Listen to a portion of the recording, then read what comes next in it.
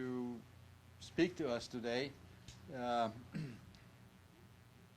it shows not only, of course, as we shall see, her achievements, her personal achievements, but also the contribution of the Ukrainian community to, or specialists, let's put it this way, rather, to the U.S. space program. And I might also add parenthetically, there were quite a number of Ukrainians who contributed to the Soviet/Russian space program.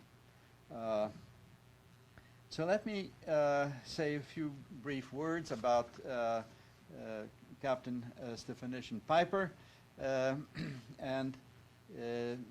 First of all, she was born in St. Paul, Minnesota, the only daughter in a family of 5 children, and that shows you why the 4 boys trained her well. Of immigrant parents, the father was from Ukraine and is from Ukraine, and her mother from Germany. In her childhood and youth, she was an active member of the Ukrainian community of St. Paul, Minneapolis, completing Ukrainian studies at the St. Constantine Ukrainian Catholic Church Saturday School, and that is no small achievement. You can ask my children about it. And becoming a member of PLAST, the Ukrainian scouting organization, the Zahrava folk dance ensemble, the singing group Troyande, and while all the while participating in many other youth-sponsored events. Upon graduation from Durham High School in 1980, she attended the Massachusetts Institute of Technology on a Navy ROTC scholarship, where she received a BS in Mechanical Engineering in 1984 and an MS in Mechanical Engineering in 1985. That same year, she was commissioned an ensign in the engineering duty officer community. As an engineering duty officer, Captain Piper served at the Pearl Harbor Naval Shipyard, Shore Intermediate Maintenance Activity Pearl Harbor, Commander Naval Surface Force U.S. Atlantic Fleet, and Naval Sea Systems Command Supervisor of Salvage and Diving. She completed the Engineering Duty Officer Basic Course in 1988, receiving the Vice Admiral Bryant Award. She qualified as a surface warfare officer on board USS Grapple, ARS-53. In addition, Captain Stefanyshyn-Piper is also a qualified and experienced diving and salvage officer. Her major salvage projects include the development of the salvage plan to salvage the Peruvian Navy submarine Pacocha, and the destranding of the tanker Exxon Houston off Barbers Point, Oahu, Hawaii. Selected as an astronaut by NASA in 1996, Captain Piper reported to the Johnson Space Center in Houston, Texas. A veteran of 2 space flights, STS-115 in 2006 and STS-126 in 2008, she has logged over 27 days and 15 hours in space, including 33 hours and 42 minutes of extravehicular activity, EVA, in 5 spacewalks. In August 2009, Captain Piper reported to the Naval Sea Systems Command as Naval Sea Systems Engineering Chief Technology Officer here in Washington, D.C. Captain Piper's personal decorations include Defense Superior Service Medal, Legion of Merit, Defense Meritorious Service Medal, Meritorious Service Medal, Navy Commendation Medal, 2 awards, Navy Achievement Medal, 2 awards, and NASA Spaceflight Medal, 2 awards. She was awarded the Order of Princess Olha Third Class by Ukrainian President Yushchenko in February 2007. Our speaker is married to Glenn Piper, a Lieutenant Commander, U.S. Navy, retired, and they have 1 son, Michael. So I would like to welcome you, but on behalf of the Shevchenko Scientific Society. And now I'll ask our colleague, Mr. Andriy Bihun, the president of the Washington Group, a co-sponsor of this event, to say a few words of welcome on his organization's behalf. Thank you, Boris. I will be quick. Even though I'm welcoming you on behalf of the Washington group, whom very thankfully you have joined past January, right after our 25th anniversary. But I want to say something about the youth and the Minneapolis event. Not event, but your life there. The gratitude of an organization that is called PLAST. And I think if any of you are members of PLAST, and I notice quite a few are, if you do receive something called the Plastové Schlag, this month's issue, which probably arrived in your homes, from Ukraine that is, about a week ago, has and features as a new member of a male Kurin, not a female Kurin, but a male Kurin. Actually, she was awarded an honorary membership to that Kurin around a month ago or so? 2 months ago? I think it was last year. It was last year. But they do carry historical facts here. But what I do want to mention is that from that same issue, which is this month's issue, we also have actually 3 plastuniers that are there in 3 separate stories in that particular issue. Podruha Heidi, Druh Dr. Boris, and Yuri, Druh Sayevich there. So she is making her way into, she is extending herself into her youth retroactively. In other words, the fame that she has gained here on Earth and beyond. She has gained, obviously she's spreading around to all of PLAST and the entire Ukrainian American community and the American community. Thank you very much for joining us today. Well, Thank thank you. you for inviting me. It is a pleasure to be here because as my brothers are so happy that I always kept my Ukrainian roots, and to much the bane of NASA of trying to fit Stefanyshyn-Piper on a patch, they did manage it, not once but twice. Because you know, being Ukrainian is such a big part, and it's not something that you just, you know, if you leave home or you go off to school or just forget about it. And it's always been a big part, you know, it's been a big part of my life, and it always will be. And so it's a pleasure for me to share my experiences in space with the Ukrainian community here in Washington, D.C. But before, let's see if I can get this to work. There we go. Oops. Okay. But before I start talking about space, I'd like to start with you know, how I got into space, and especially since I see some young people here.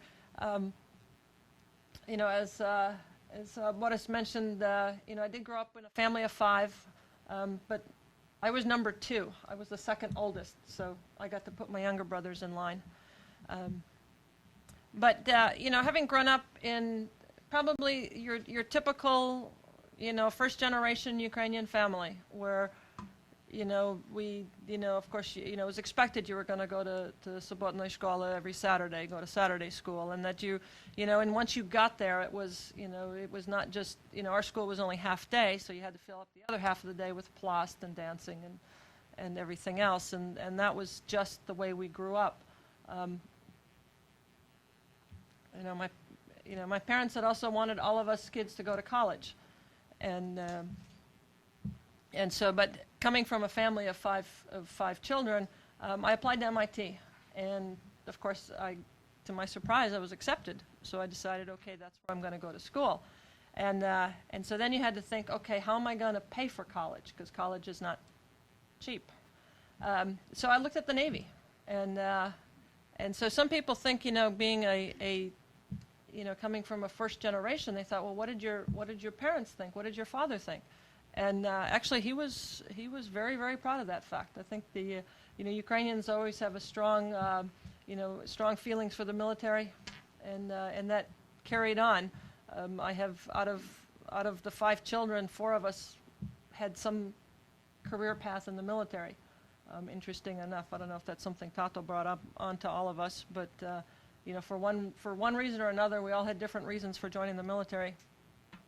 And I went in the military because they paid for my college, and I thought, you know what, I'll just stay in until I pay my dues, and then I'll get out when I stopped having fun. And that was 25 years ago.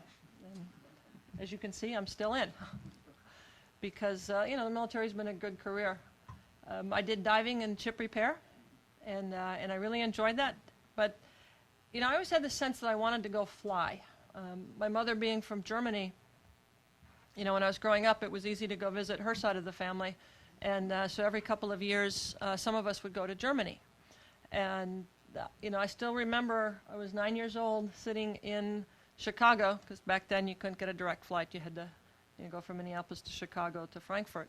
And sitting in Chicago and watching planes take off and land and thinking, you know what, someday I'd like to do something in flying. But I was just never quite sure, how do you do something in flying? And I thought about, you know, in the military, I was going to go to flight school, but I failed the eye tests. So that kind of put that on hold. But then a couple of years later, I learned about, you know, the NASA space program. And you know, I was like many people that, you know, the early astronauts were all aviators. They all flew. And I thought you had to be a pilot to be an astronaut. But it turns out you don't. And the more I started looking into it, the more it kind of made sense that, you know, you take the Navy and ships, and you go out on ships, and you end up having to live in the ship, and it's an operational environment. And you take the space shuttle, and once you get the space shuttle, you know, up into space, and even launching is not much like flying because you're on a rocket and you go kind of where the rocket points you to. And now we do need pilots to land the shuttle. I've tried to land the simulator, and I usually get the screen with the broken glass because I never quite make it. So we need pilots. But for the rest of the time, we don't. And if you take it one step further and you know, look at the space station compared to a submarine, I flew with a submariner. On my second flight, one of my crewmates was a submarine. And the first thing he said when we opened the hatch was, I recognized that smell. He thought that the space station smelled like a submarine. So that's what got me interested in the Navy, or in NASA, because, you know, I had been doing diving, and I thought, you know what? NASA's going to build this space station. I learned about, you know, started learning about them in the early 90s, and NASA was talking about building a space station. I thought, you know what? If I can go fix ships underwater, I could probably go build a space station in space. And so that's what I did. And sure enough, they accepted me. But it was the second time. So just remember, if something doesn't happen the first time, you got to try again. And it was, you know, when I was outside, it was definitely very similar to being in space. Whether you're being underwater trying to fix a ship, or being in space trying to fix the outside of the space station, it's a very similar environment. Some of it is a little bit different, but I think just getting past the hurdle of being in a big suit with a helmet on your head, that you know, that was one of the things that made things much easier for me. So I just wanted to show up some statistics about the space shuttle. It's been around a long time, and there's 2 space shuttle flights left. But once we're done flying on the space shuttle, doesn't mean that that's an end to the U.S. space program. It just means it's the end of the shuttle program. And we'll still have the space station in space, and we'll still be going up and down with the Russians. And that's similar to what we did after Columbia, when we had the Columbia accident, and we didn't fly. We flew the first shuttle after Columbia. It was 1.5 years, and then there was another year delay until we got back onto a regular schedule. So we've had to do it in the past that we were flying with the Russians. We are building or going to design and build another space vehicle. Right now, I'm not sure exactly where that's going to go, because it was initially going to be you know, NASA was going to design it, and of course, you know, contractors still going to build it, just like, you know, that's the way, the model that's been in the space program up till now. Now that they're looking at getting more commercial participation at a much earlier stage, I'm not sure how that's going to work out and when they're going to end up I can't give you an exact date or even a time frame of when the new vehicle is going to be in place. Initially, it was going to be 2015, so that we were looking at about a 5-year that we were solely dependent upon the Russians to fly with them on the Soyuz. So I figured I couldn't show anything on shuttle without showing a shuttle launch. Endeavour Launch Director. Yeah, go ahead, Mike. Okay, Fergie, vehicle's in good shape, the weather's beautiful, and so on behalf of the entire shuttle launch team, good luck, Godspeed, and have a happy Thanksgiving on orbit. Kudos to your team, Mike. It's our turn to take home improvement to a new level after 10 years of International Space Station construction. Endeavour's ready to go. Copy that. Thank you, sir. Endeavour OTC, close and lock your visors and initiate O2 flow. That is in work. All right, we'll do it. Get a quick comm check.